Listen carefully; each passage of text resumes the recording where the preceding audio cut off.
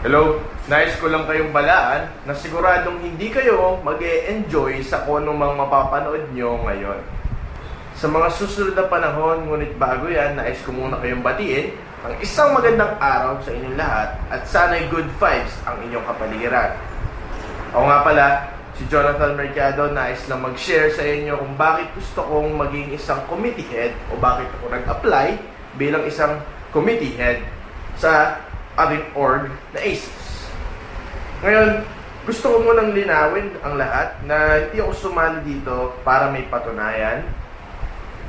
Hindi ako sumali dito para may pagyabang o para maging show off.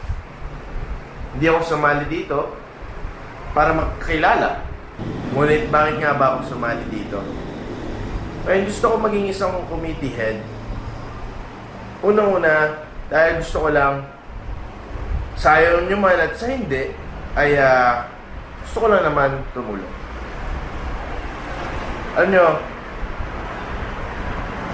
iniisip ko, itong buong buhay ko dito sa college life, gusto ko sana ako na ang buhay ko dito ay maging isang makabuluhang buhay.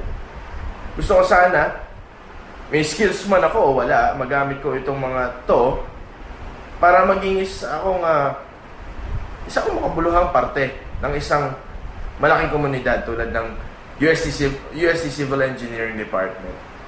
Ngayon, naisip ko, isa nito sa paraan para nga matupad ko yung pangarap kong yun.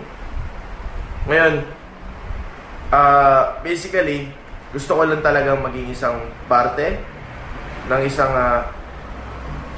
epektibong organisasyon at magamit ko konting kakayanahan ko, lahat ng kaya kong gawin para makatulong, para naman magkaroon ako ng silbi.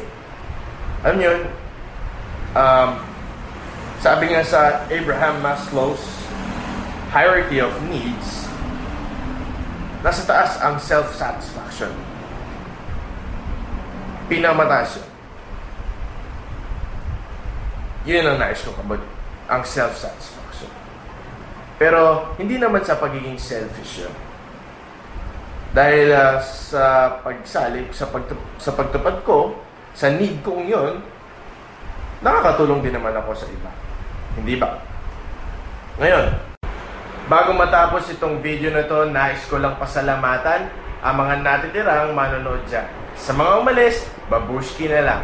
Ngunit nais ko lang kayong pasalamatan dahil pinili nyo pa rin tapusin at hanggang sa uli ay subaybayan ang video kong ito. Imbis na mag-like na lang kayo sa post sa FB or Tumblr accounts ninyo. At dahil dyan, binigyan nyo pa ulit ako ng isa pang pagkakataon para magsabi ng isa pang malupit na katotohanan. Tama, malupit na katotohanan. Nasa huli, tayo pa rin na magtutulungan. Nasa huli, if you need a helping hand, I always got to. Maraming salamat po.